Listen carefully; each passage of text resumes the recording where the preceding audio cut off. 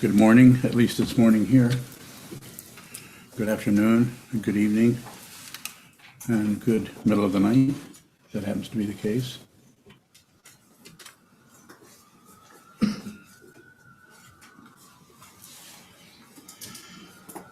First of all, thank you very much for all of the help you've given us, not only financially, of course, that means a lot. We have to do this. We generate no funds here particularly, other than what we might, some kind of fee might be involved in someone staying overnight here. But other than that, no charge is made. That doesn't mean we don't need help, but it needs to be relative situational to you, what you can help. If you can help us. Help us. This help comes right where the basis is. Not that we're somehow special. Maybe we're completely insignificant to most of society. But we are at the base. If you're training your mind, if you're coming in and sitting down, holding still and looking at, whether you're a Buddhist, whether you wear robes, no matter what you do, if you come in here and sit down and look at the wall for 10 minutes, you are at the basis of reality, whether you know it or not. There's no proof for that. If there's proof, then it's not. Then we're right back to relative stuff, which is very important. There's billions of people working on the relativity. You don't need to go around fixing people or things unless that's your job. Maybe that's what you need to do. Please continue to help us if you can. Not only financially, but by attending. When I look at the people here and I look at the people, there's at least 30, maybe more people that are attending, just listening, receiving this teaching. This particular one happens once a week. I'm very, very grateful for that because it allows me to do whatever's left of me is here to do. And that's point at something that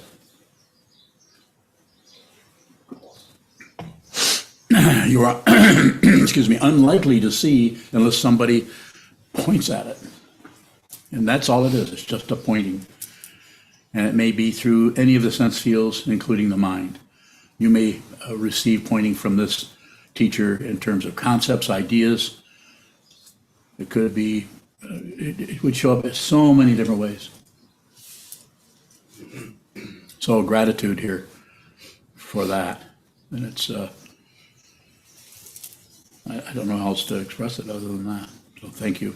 And please continue if you can. Situational, so we don't have a fee.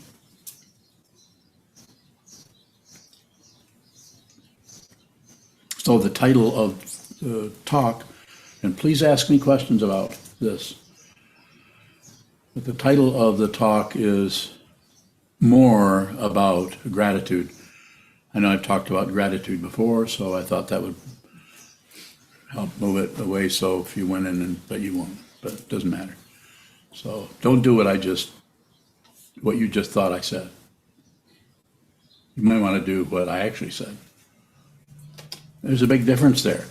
Have you noticed how you can listen to somebody and then, because the ego does not like to be in the dark. It wants to have plenty of light, and it doesn't give a damn most of the time where it comes from, as long as it's something. Well, if you're 8 years old, you probably need a pat on the back. But if you're an adult and you need something, it's pretty childish. Not to say that you're not hungry. Look closely at your mind. That's what you're here to do. You're not here to be a Buddhist or join Buddhism. I don't care what you do. But if you come this way, don't leave unless you have to. And if you do have to, come and talk to me about it, and then I'll give you my whatever blessing.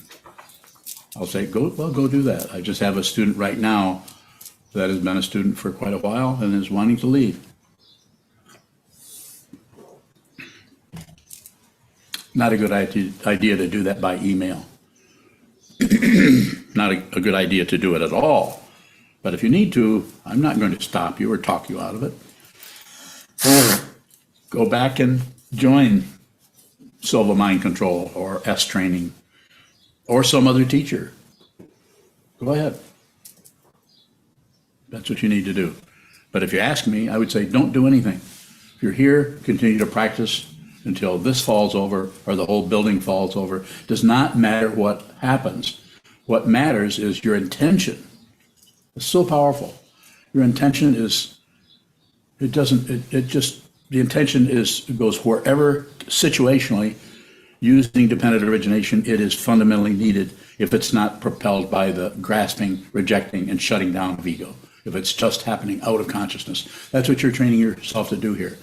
You will not get a credential. A robe is not a credential. Might look like it. It might look like it as a reminder what you're here to do, save all beings, put others before yourself. And what is that?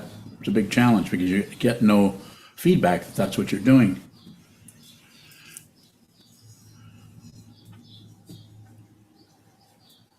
So gratitude to just, I can go through the things that I've talked about before. Just grateful to have a precious human birth. You cannot generate this. You didn't decide to come here in the way we commonly think, well, I think I'm going to be born in Arizona, but during the rainy season, right? Arizona has a rainy season. There's some decisiveness happening there, but not in the way you think. It's more in the way you don't think. Precious human birth. Gratitude for that. That you're actually here. You have nerve endings. Consciousness has nerve endings that keeps trying to, that hope and fear tries to turn into somebody who has nerve endings, rather than the actual situation, which is without a self, without another. The duality you're looking at is the illusion. This will not go away. Suddenly everything is an illusion, like you're tripping on acid or something. It's worse than that. If you want to find out what's going on here, go back to the First Noble Truth. The Buddha said that, and then he thought, well, I better explain it a little bit. But life is suffering. That's all you need to think about, reflect on. Life is suffering. This is not nihilism. It's not pessimism. It just sucks. And nerve endings everywhere. And the older you get, or possibly it happens before you're 12, you start to have physical pains of different kinds. And then some of those show up as a mental anguish or anxiety. And I'm saying to you now, with as much emphasis as I can, be grateful for those feelings. Be grateful that you are alive enough to even receive feelings at all. That you can actually hear, smell, taste, touch, see. Even Sanho sees, maybe better than the rest of us.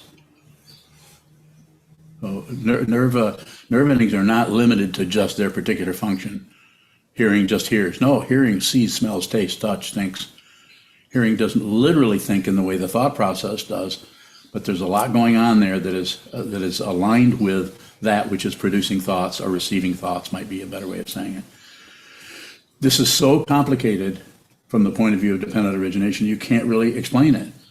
So therefore, what do? I tune into what that looks like and endeavor to convert as much as I can of what I'm seeing, what I'm receiving, that I have intense gratitude for, into words that possibly may help you to, train your mind. You have to see it yourself. There's no propaganda other than, train your mind. But you don't have to do it with me. You can do it with someone else. Find somebody, if this doesn't make any sense, or if you can't align yourself with this, something is wrong, or too much of this, then go do something else. Unless you're a monk, or unless you're wearing a rock suit, then you should come and talk to me first before you do anything else. And what will I do? I'll release you. You might think I would try to make you stay here. I'm not interested in results. What am I interested in? From the relative point of view, intention, the intention to do something. And what is that? See the truth. See it yourself. But Buddhism has no corner on the truth. There are no corners in truth. It does not exist. If it exists, it's going away. It's relative. But if it non-exists, which is kind of a traditional way of talking about this, it non-exists. So the ego tries to find some kind of a handle or lever or button in that area where it can still participate, the self-centeredness. There is a participation. This has been called participation mystique. because there's a participation that doesn't hold up in a relative, in that kind of a courtroom.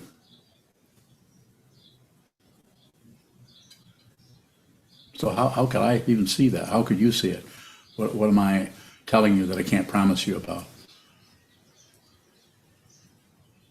You already know this. Wisdom is not something you gain, it's something you uncover. The Buddha in the palm of your hand is a famous example of teachers in past centuries trying to say, this is how close you are to it. The Buddha in the palm of your hand. The jewel in the rubbish heap. You have to see that. And what I'm saying is turn to that dark area in your mind, which will show up if you look at a wall for a while. Sit down, hold still, sit symmetrical. All of the senses are open. The attitude is just see what's there, proceed. You don't even need to shrug like I just did.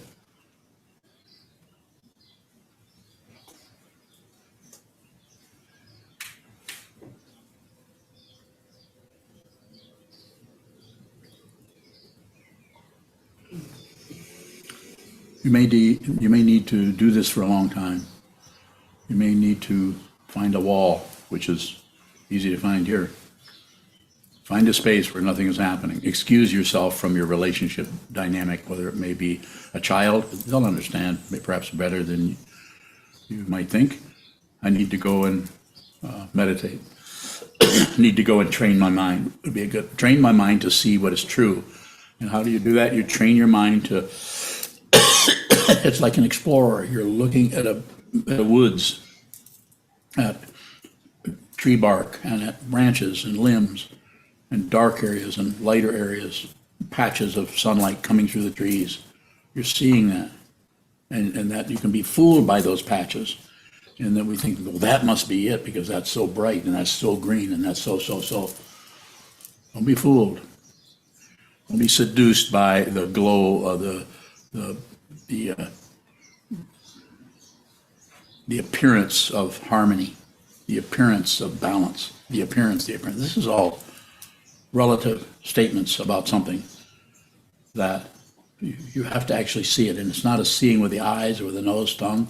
It's a complete receiving. So that's why the training that I'm promoting or encouraging you to do is with the consciousness itself. It's not about believing in the five skandhas or the five skandhas are not real, or that using the concepts to grasp onto something that helps secure you on the path.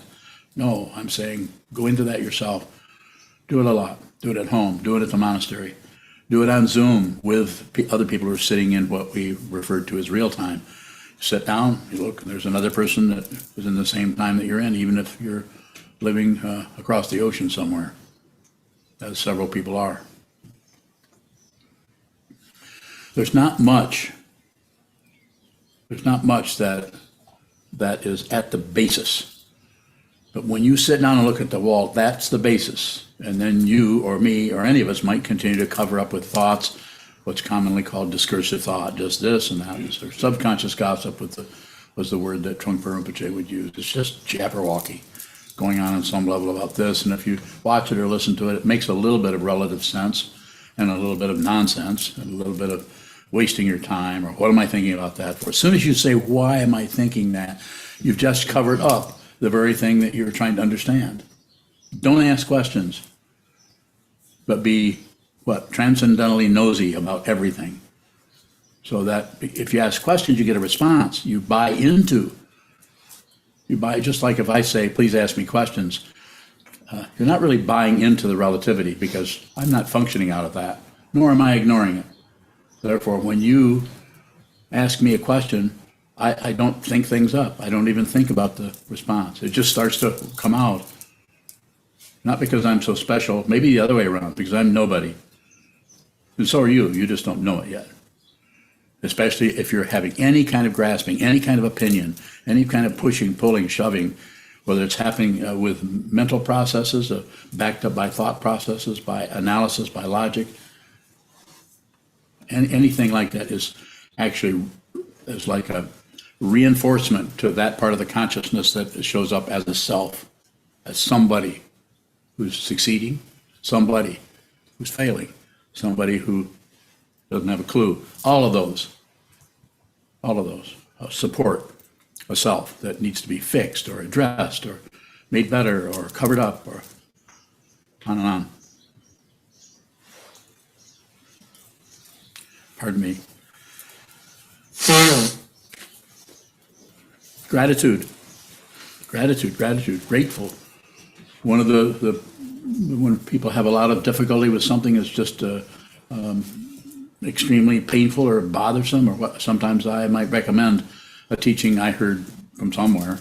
I don't think I made it up, but these days I don't know what is made up and what isn't.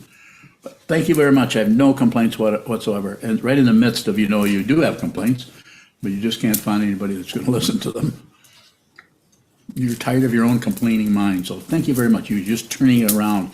It's like an internal Tonglen that doesn't go out and reach into the, try to pull in ghosts. Don't reach for ghosts. And I'm not against Tonglen, but just make sure you have a really good teacher there. Don't do it just free form. If your consciousness is porous, you can invite in energy that you are not ready to work with. How do I know that? I don't know it. I don't have to know it. I'm looking at it. It's like, how do you know you have a cup of coffee? I don't. The coffee knows. The cup knows. That sound knows.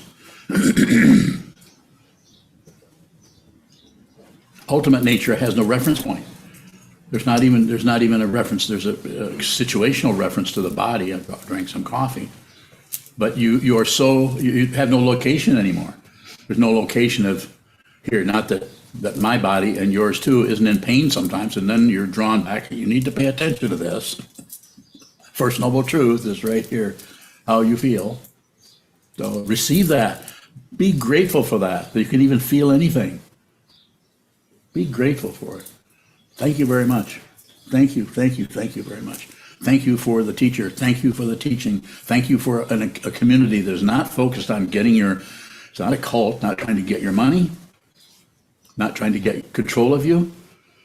And anything that happens here that may look like control, if you see it here, it is with permission from the person. Anybody might say, well, if the person's a little crazy, then you can manipulate them. Yeah, you could. That's not happening. Let me have some questions if you have some. Ross from Dublin asks, is the seeing always there below the grasping and chatter? Bowing?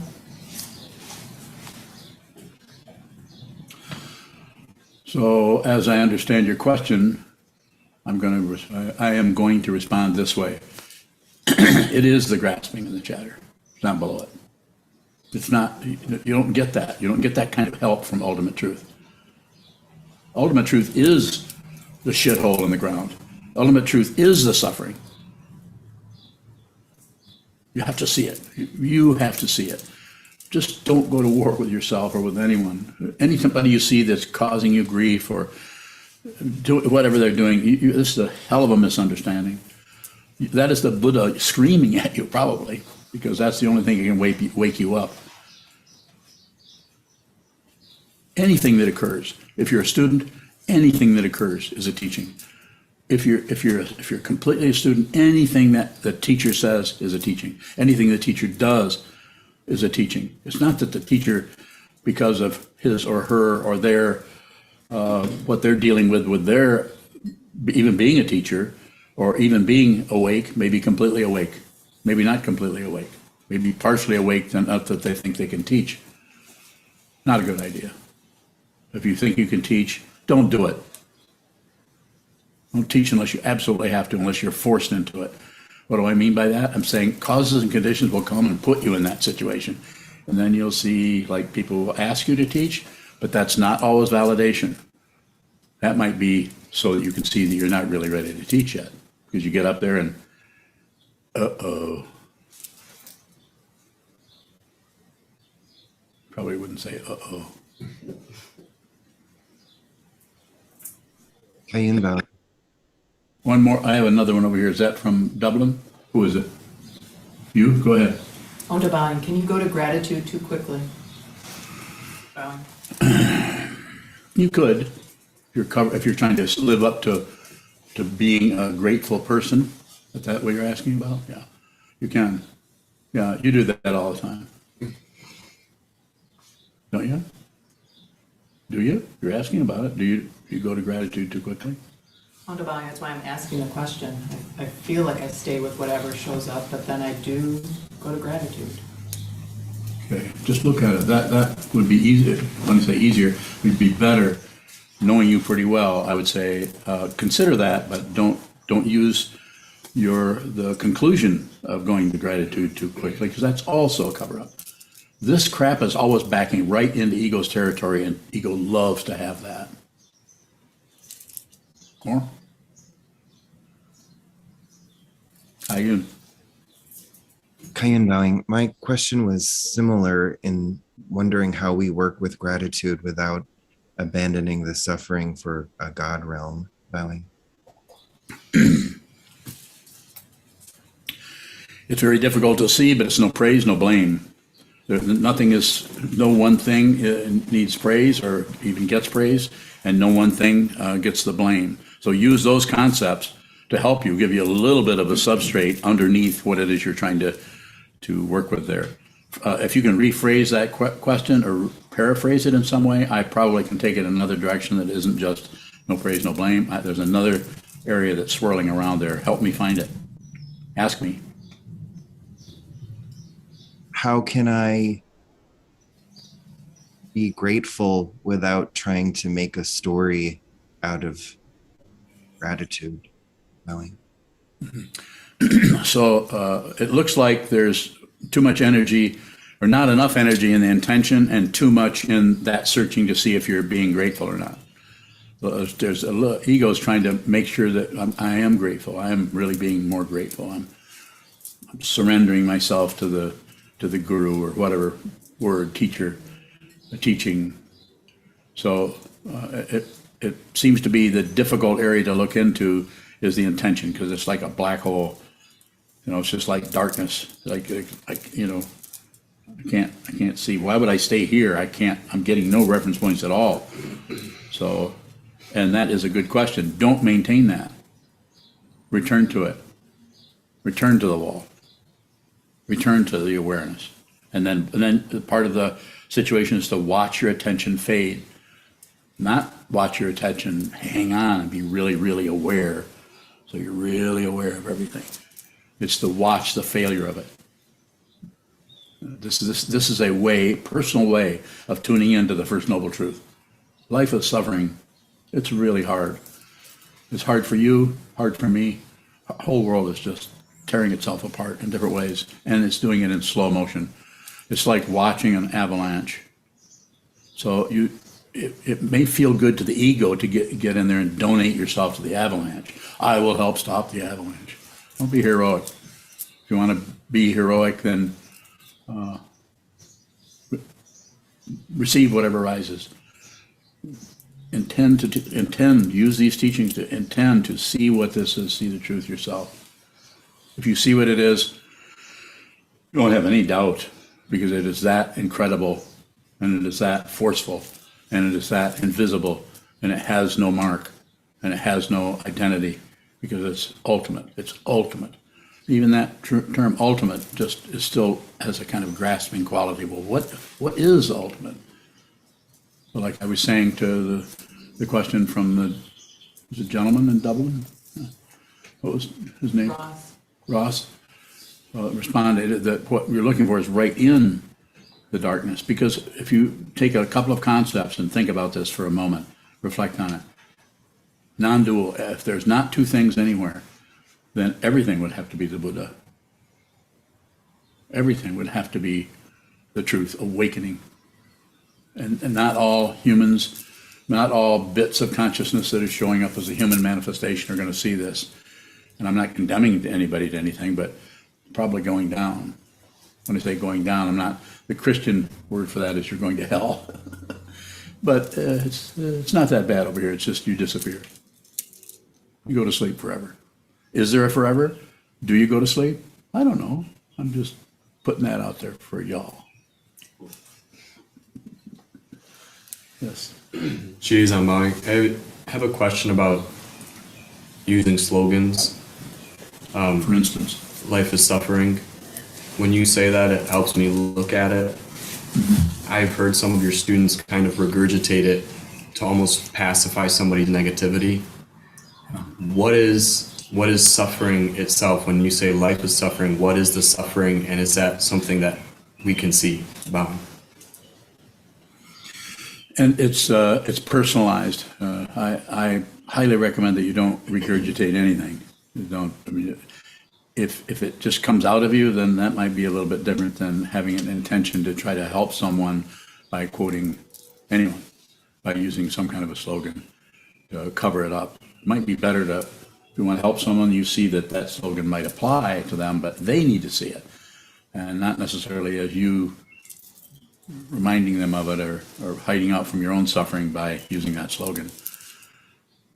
Go back to your question. I'm missing part of what you're asking about. I'm wondering about how to include intelligence with what you're saying. How to include intelligence with gratitude without it.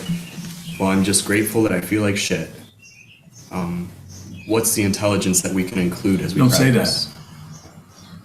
You don't have to say those words. Just have receive, and if you're producing anything, it's just the intention, and it's hard to maintain because you don't have a dot on the wall. You don't have a mantra. You don't have a. All you have is just the darkness of not knowing what this is and what's next, if there is a next. Please don't stop. Please keep going. Slogans, telling somebody a slogan. We encourage people to use slogans. I use it. I just used one. Go ahead. Cheers, I'm bowing. Does bodhisattva activity necessitate Buddhist concepts? Bowing. I think we need the concepts because you're looking at an emptiness teaching. This is to other interpretations. This is like nihilism or some going, it's just wrong. It shouldn't be that way. We need to be emphasizing good and the relative things, and that a lot of us so-called spiritual paths are doing that. They are not incorrect. They're working with it as best they can with the people who teach it as best they can. We're not doing that here. We're looking at the teachings of the Buddha as they're understood by this person. More? Cheers, I'm bowing. What is the generosity that shows up in our negativity? Like, in what way is negativity generous towards us? Bowing. It's very generous towards us if you receive it. It's not, you can actually receive a gift even though it doesn't smell very good. You just receive everything in this world. This doesn't mean put up with anybody's bullshit, because I've gone into that several times. If you're there and you're practicing and your intention is to see the truth and your intention is to help other people without meddling with them or manipulating them or correcting someone who's especially someone who is a Sangha member or a fellow practitioner who is, you can see if you look at them, talk to them, they're probably working with their understanding of their mind and of the truth and of the Buddhist teachings as well as they can for any given time. So just meet them in that rather than correct them or tell them to, I don't know what this one that you thought of, be with all things or whatever it may be, all those slogans. And those are meant to help us, but they're not, as Coben said to me many years ago, you don't take the precepts, you observe them. So that was hard to hear from him because I wanted him to like me. Go ahead. Cheers, I'm bowing. Is receiving our negativity something that we can recognize? Bowing. Yes, there's no special mark or there's no special indication that we're doing that, but whatever feeling arises in your mind stream, just receive it. Just have the feeling. You don't have to perpetuate it or look around so you can feel bad. But if the emotions or the feelings, and there may be several different kinds of thoughts that are attendant on that feeling, that are kind of supporting it, just look at them. If you just watch whatever is relatively supporting anything else, it won't last. It can't because of the, when I say because, it's because of the understanding that comes with seeing that everything that arises is going down. The most horrible feeling, but it will persist if you fiddle with it or fight with it or blame someone. It will stay there and give you grief, possibly for lifetimes. But now's the time. You're here, you're listening to these words. Train your mind. Get to the wall as much, of all the activity. And I'm also about talking to the teacher, as we're doing here, listening to the teacher, as we're doing here, listening to the Dharma. Hopefully that's being presented. When I say hopefully, I'm doing what I can with it, as I understand it.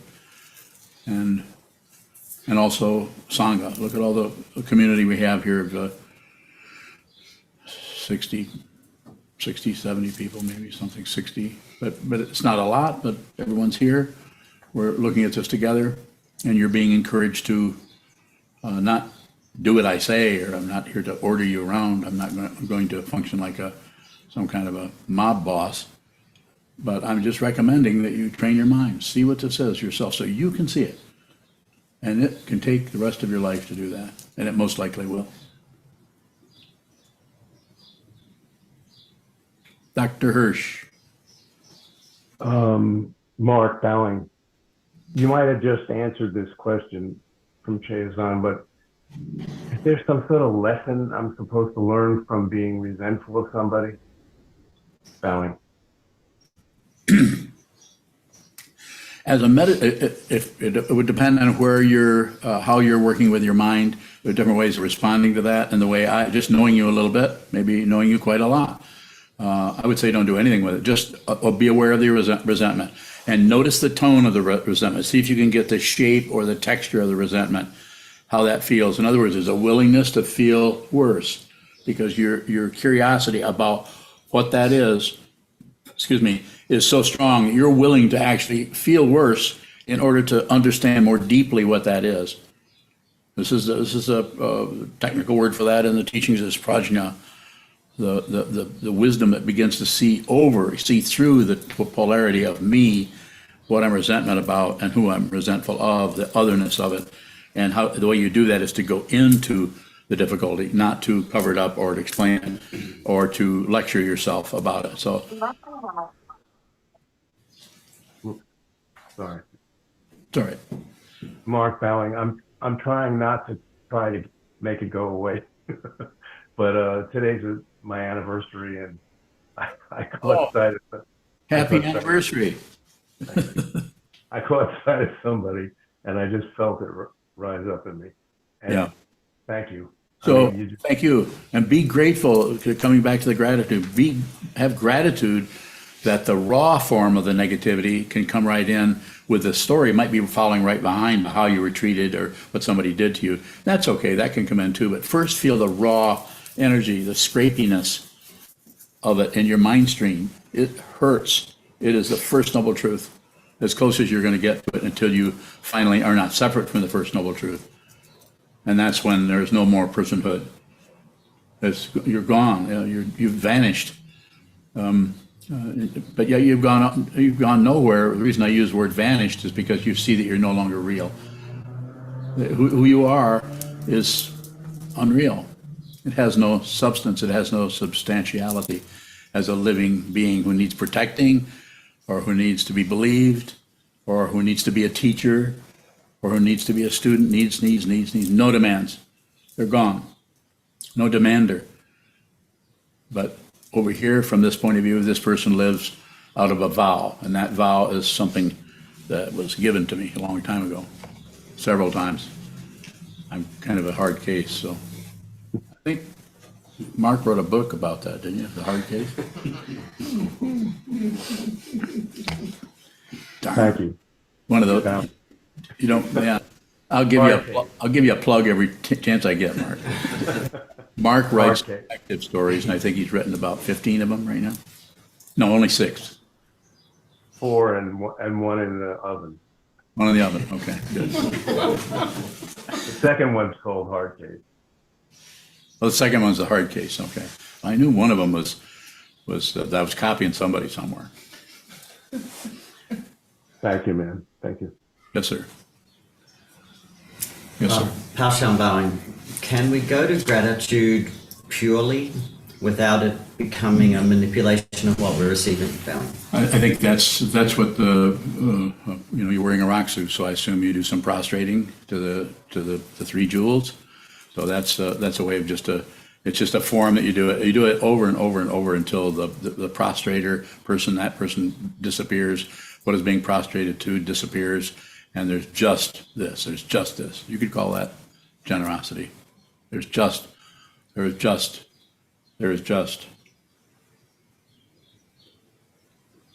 compassion. Just compassion. Even wisdom is can't be found, but just compassion. And compassion is not for something else. It's just compassion. More. Paushan bowing, can we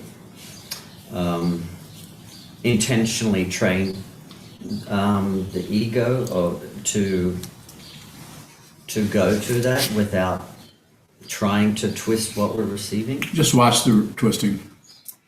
Don't particularly go in and try to train ego to do anything. The ego will be slowly inched out of the room.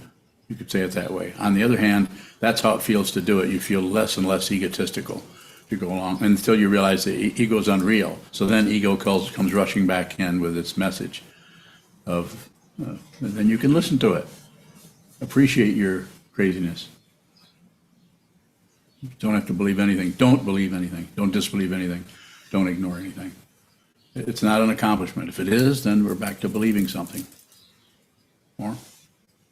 Paushan bowing, how do we go to gratitude when we're receiving? We can say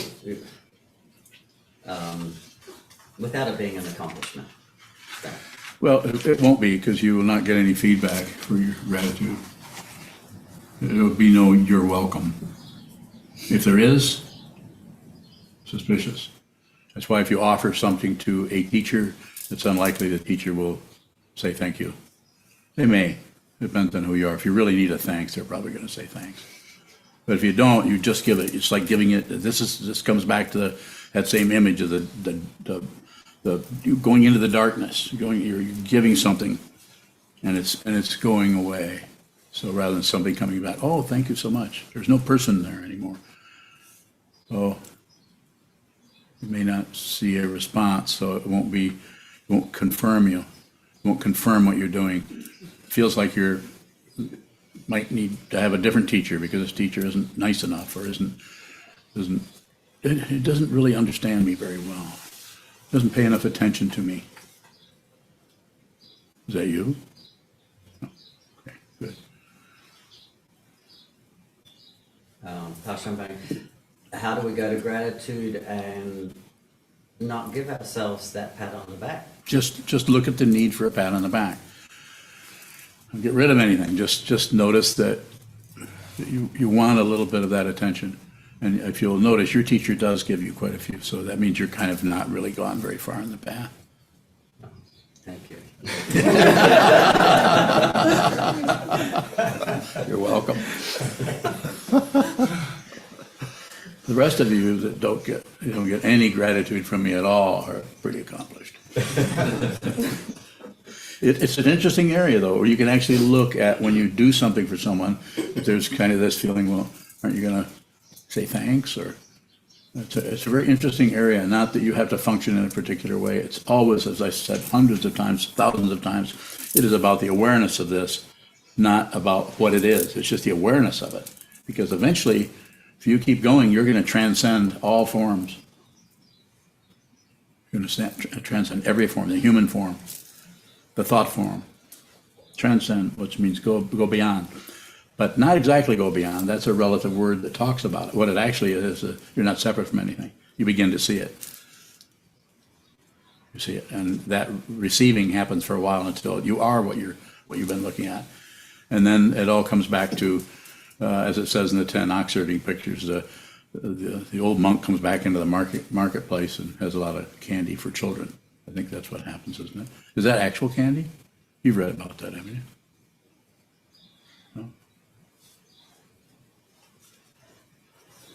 I'm not gonna let you out of this. Do you know about that story? I didn't know about the candy. I made that up. I thought it would be nice. Is there a further question? Yes. Underbowing, you said that it's important to give into the void, to physically, or like Donna to the teacher, Yes. to give into the void? What do you mean by that? Just that you're not looking for any response. You're just going to give. You're not. I mean, even though I don't know if Susan is here today, but I'll check and see. Susan. There's not Susan Hirschfield. She's not here, but she kind of suggested that a while back that we ask that we show gratitude for everyone for helping us, but also we ask to. So I thought that was a pretty good idea. So I've been doing some of that. But it's a relative situation we have where that's why I say don't go, even though you see that the world is coming apart, don't rush into the middle of the landslide. You may appear like a hero to yourself or to others, but you know, it's a mess in there. And there's no intelligence happening here. Find an area where you can actually work with the negativity, and where, not this old man, but you sit down. You're not asked to believe anything, join anything. There are no dues other than we need help. Sit down, hold still, look at the wall, which is a way in which you can see the mind come and go, and just observe it. And notice that which observes the coming and going or the movement does not do anything. Space doesn't do anything. And you're slowly changing your allegiance over from what arises is good and what you want to get rid of is bad. You're changing over from that over to, and it's not an allegiance, because that's about otherness, allegiance, or dismissing something, getting rid of something. You're actually returning to your original nature, which is a void. This is a relative way of talking about it. It's not void of anything. It's not separate from anything. Yes, sir. How do we work with gratitude if we don't feel gratitude? That's how you work with it. Yeah, exactly. If you're able to ask that question, then this Dharma talk works for you. Now, just look at that. Don't change it. Don't try to be artificially thankful. But just observe that. Notice how you don't actually feel that way. See if there are any pockets of resistance there that could be looked at more closely. You're an attorney. You should be very, very good at doing that. And do that for a length of time, and then go back to just receiving. Actually do some investigation on the cushion. Not much, 2 or 3 minutes. And then go back to just receiving the color of the wall, the feeling of your butt on the cushion, how your clothes feel, the temperature in the room, the humidity, the hunger or lack of hunger, any of the other things that can show up in the mind stream as objects in the mind or in the sense fields. Just observe. And then spend some time going and looking right at the, my words, not yours, but you might have some words that are different than mine. It's not, you really feel gratitude for anything. Don't feel grateful. So at some point you could look at what you have that you have not asked for, that you just take for granted. Your fingers. Look at your hand. Look at the back of your hand. And then look at the palm of your hand. This is the mudra here. Not this one. This is the mudra. Just receive everything. This incredibly generous situation we're in called the human realm. Because it may not last. You may get dumped right into hell or really horrible misery, or you may get elevated, so to speak, into some kind of heaven where everything looks great, but it's not. But it's because it turns around into crap again. More? Thank you. Probably enough. Yes, sir. Shoto bowing. When we're not feeling grateful, what is it to practice gratitude? Bowing. Well, like I was saying to Andy, was just be aware of that. Not fixating on it, but just look at that. If you look at anything and without pushing on it, look at anything without pulling on it, there's aggression and passion. And look at anything without distracting yourself away, Just look at it. It will, if it's arising, it will do one of several things. And one is come apart. You'll start to see the pieces or parts of that. Just like looking at a person, you eventually see the five skandhas: form, feeling, perception, thinking process, concept, and then consciousness, the six sense fields and their objects. To see that all at once, that makes up what appears to be a living being going through the six realms. More? Sort of knowing.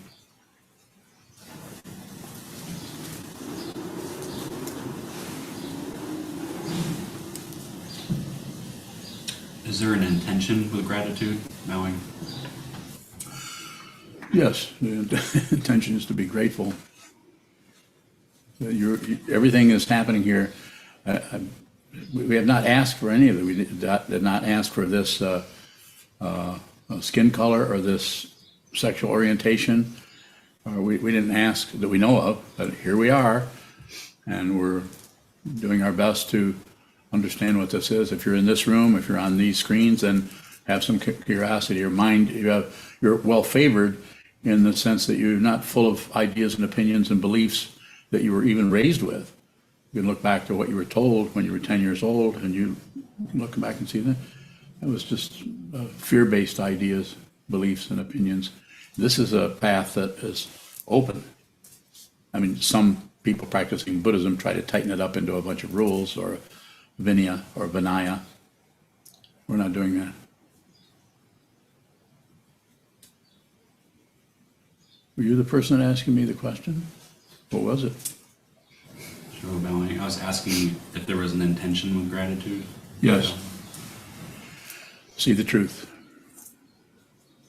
Even gratitude is just path quality. Eventually, there isn't even any gratitude because you're not separate from anything anymore. So therefore, there is no fluctuation there unless somebody brings you the fluctuation in the form of their misery. They're being upset or they're being confused. And then you do your best with their permission to help them, which probably is going to be, if it's from this direction, it would be see the truth, practice. Go ahead. Sure, knowing. Is receiving the same thing as gratitude? Knowing.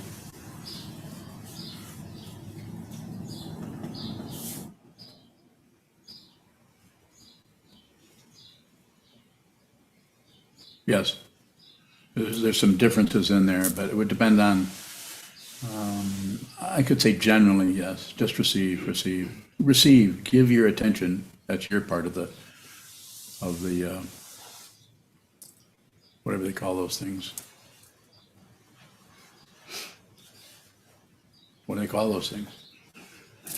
Formulas? Now, you give everything your attention, and then what you are receiving, you're grateful for this precious human birth, so that you can actually see what this is yourself.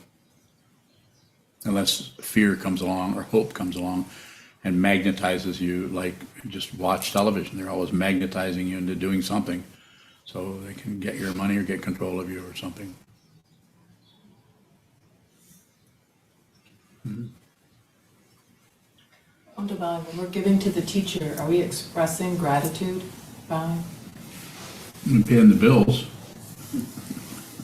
What do you mean? Devon, you said for us here, physically, giving you dana Yeah. is important. Some of that needs to happen, in order to keep this situation going. So, what is it you want to know? Devon, I was wondering if that gesture or standing in front of the teacher is a way to generate, I guess, gratitude. Yes. Repetition. Everyone's working with that in a different way. And this teacher endeavors to meet each person where they're at and wherever they're at in their life and their relationships, help people where they're at rather than try to get all the people who are monks here to mind me, like I'm some kind of a dictator or something. More?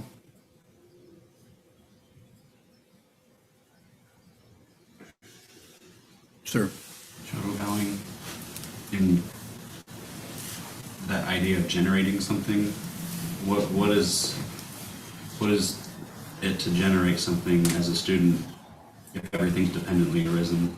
Bowing. Well, until you see that, there's going to be the illusion of otherness, and we need to use that illusion in order to practice, in order to get to the wall, in order to get to book study, in order to give the teaching person the benefit of the doubt, even though it's confusing what they're even trying to say. Give Dogen the benefit of the doubt. We can't talk to him. He's locked into the 13th century, it looks like. More about that? Shadow bowing. So is the generation just a relative appearance of something? Bowing. Oh, yeah, this is all relative. Relative.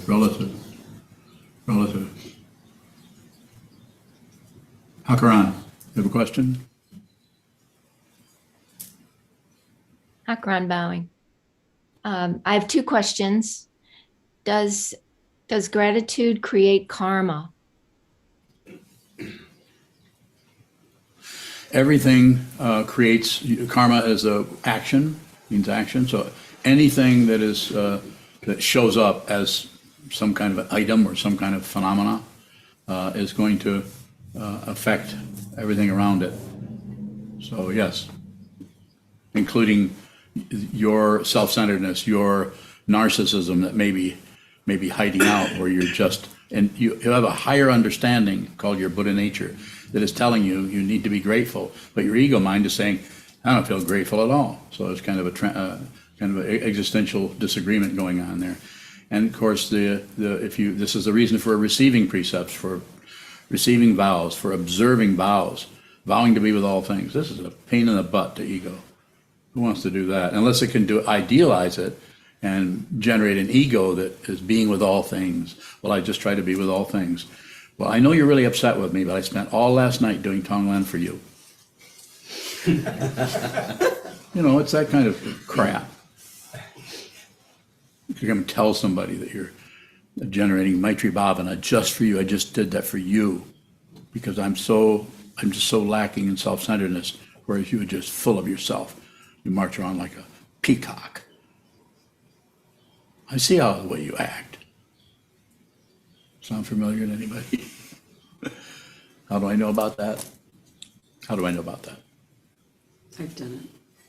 Oh, I've done it. I'm doing it. I've not stopped any of that. Please don't look for results.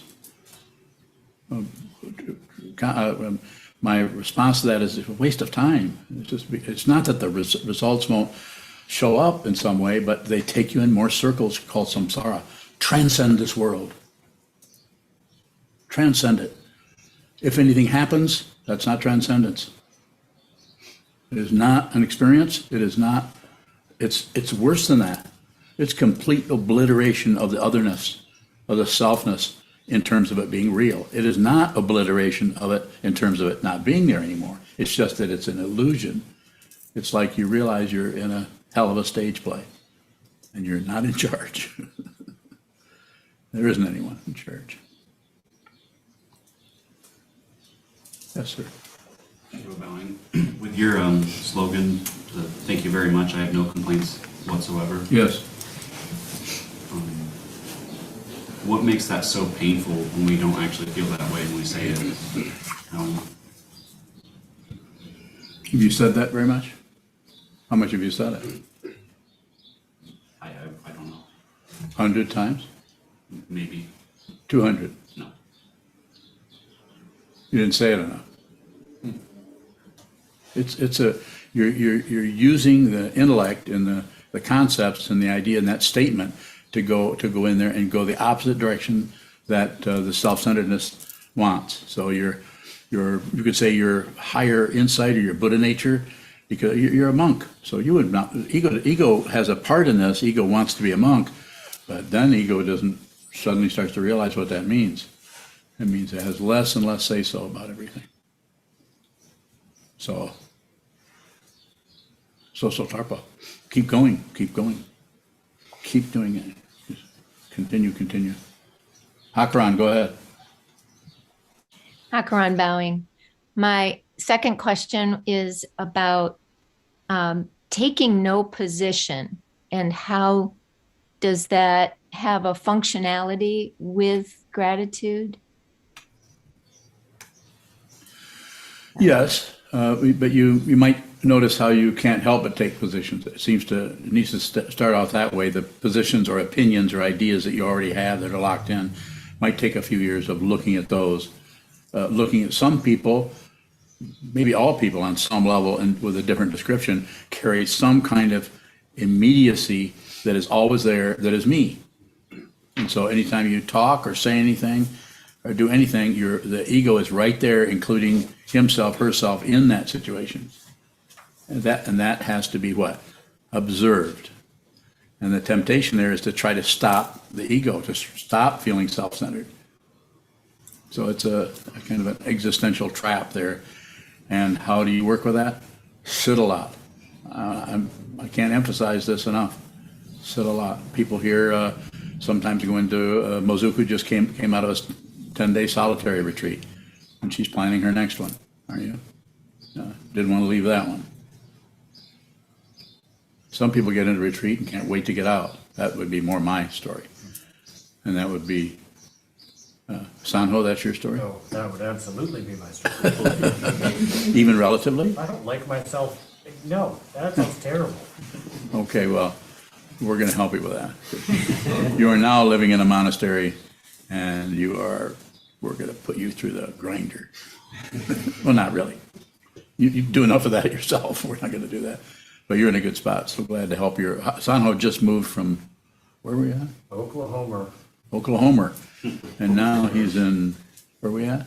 Twining Vines. Twining Vines. He's in a really good apartment, about 50 paces from the Zendo. Go ahead. Shinji from London, it asks, what generates receptivity, openness? So there's different ways of, just to have a general response to it, I'd say by looking at what is closed.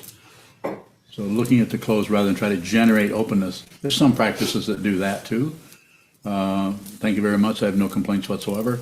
And bowing, using your body, either prostrate fully, half prostration, full prostration, and say, thank you very much. I have no complaints whatsoever. At the same time, you do have complaints. That would be trying to generate some openness. And then from the point of view of the question, the way the question seems to be asked, I would say just looking at what is closed, and that would be a Dharma gate or a Dharma door.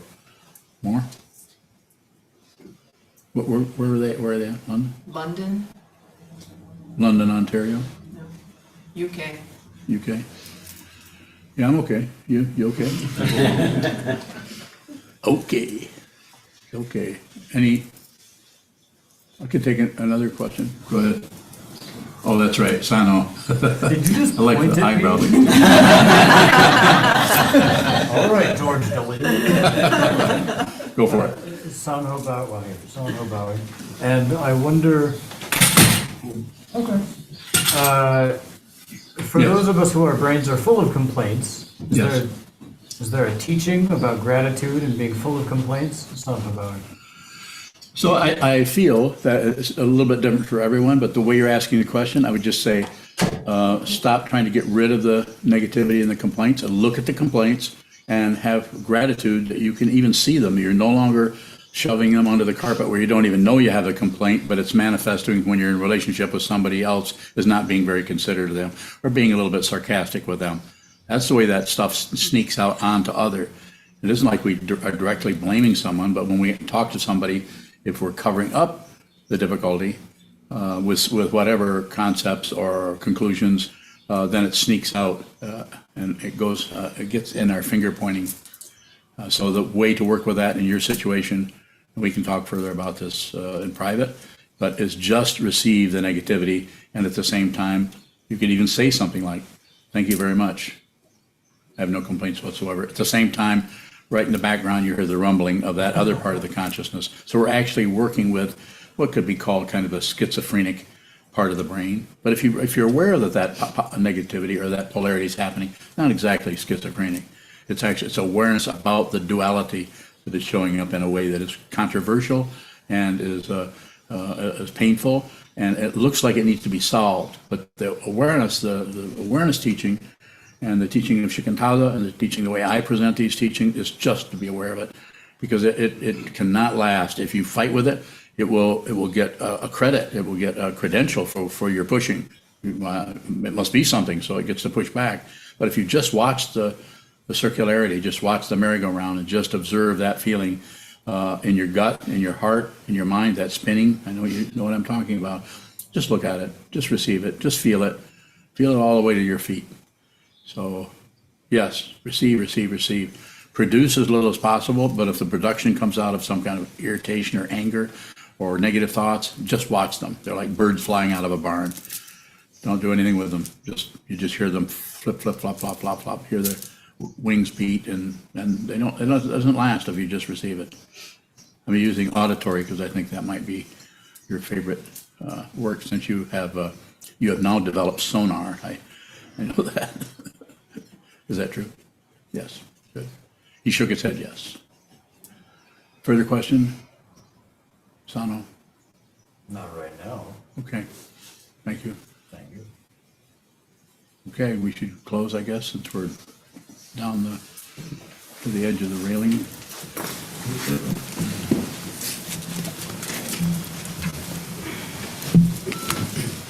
So I'd like to say to the people on Zoom, when you're off in the distance like this, there's 34 screens open. If you really have a question, just speak up. I'll hear you. Sometimes I don't notice that someone has raised their hand or something like that. So I want to respond to your questions.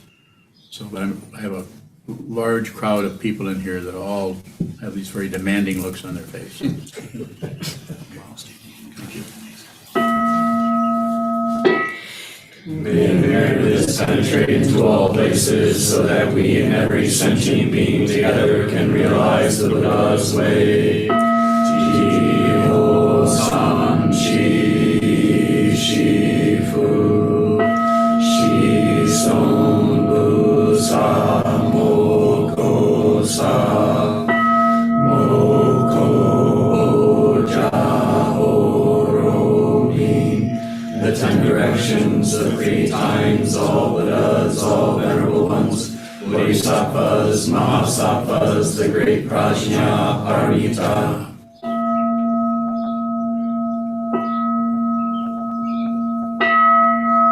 O Buddhas and Bodhisattvas of the 10 directions and the 3 times, please hear us. Please come down out of the light and protect Sokokoji Buddhist Temple Monastery, our Sangha, families, friends, and visitors. Heal everyone who is unhappy, sick, or suffering, and fill them with light. Do you have a question? I did. I realized that I was going on and missed your, but you were not insisting on putting your hand up, right? So it wasn't my fault. Okay, did you want to ask that question? Still have 25 people. There's still 25 people on the screen, so ask the question. What is required? What is required to receive?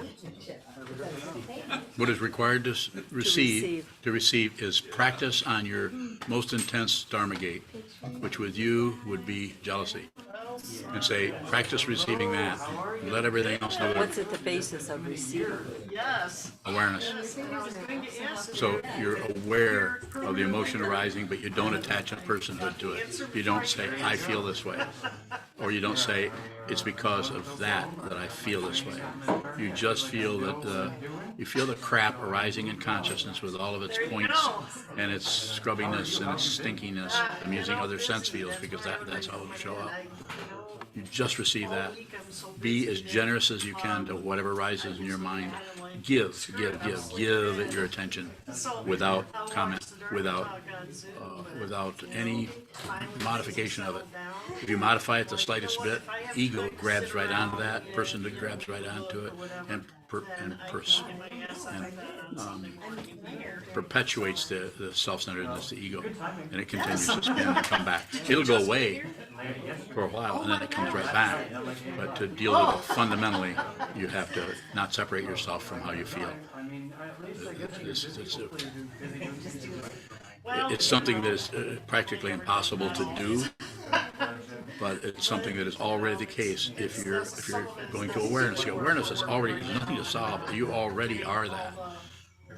But you or me or I or we fight over the otherness of it and try to get rid of the otherness rather than seeing that we are not separate from anything. This is compassion. Just receive that negativity, receive that jealousy. Just receive it. Everything needs to be received. Rules about how, which is good. We don't want that in the Constitution because then it's impossible to fix. But you know, we've been spending so much time reading draft after draft of potential. Monica Bowing.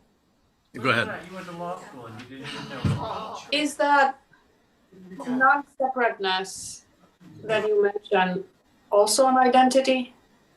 Could you repeat that? There's a lot of people that think what they have to say is more important than what I have to say. Monica Bowing, can the non-separateness that you mentioned also be an identity, a form of identity? Yes. Yes, it can. So it's worse. When I say it's worse than that, it's you actually lose all reference point. You don't have a reference point anymore, unless someone stands in front of you and says something. Then he or she or they are your reference point, and so your own personal life is over with. But you're still alive. Is that non-referential framework? Yeah, you're still your alive. Identity now? You're still alive. You're still heart beats, blood flows. All of the relativity keeps keeping on. So, but it doesn't point to anything other than just what it is. It's relative. It's part of the illusion that we are deluded by into thinking that is real.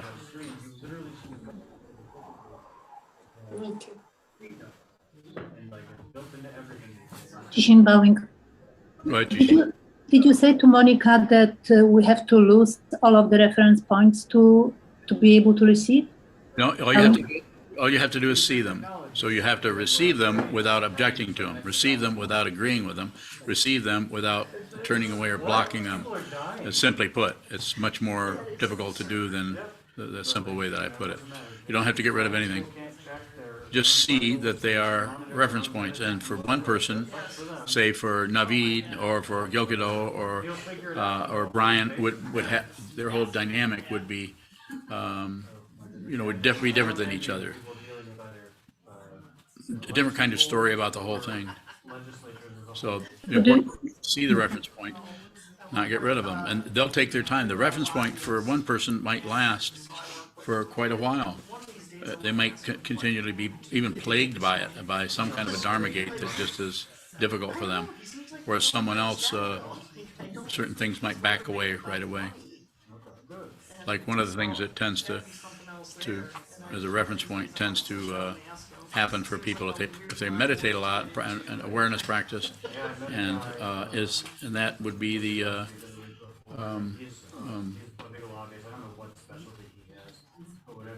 feeling other people are to blame for how you feel. That tends to show up fairly soon. You might not be able to stop it, but you kind of know intellectually that nobody's causing the crap that's in your mind. No person. It is being caused because it's dependently arisen, but it is also unreal. It is an illusion, and if you see that, then you're no longer deluded by it. It may show up even more stark, even more just more intense, because you're no longer trying to do anything with it. So therefore, you may see the bottom rung of the ladder. You may be going all the way down into really deep areas. Thank you. Just to clarify, did you mean to receive all of the reference points? Yes. At once. At once.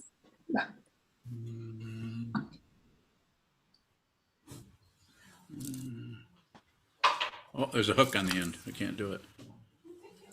There. I know, not funny. It was funny. You tricked me. Oh, okay, well, maybe I'll have to go into, what do they call it? Don't give up your Press day the job. digit, huh? Don't give up your day job.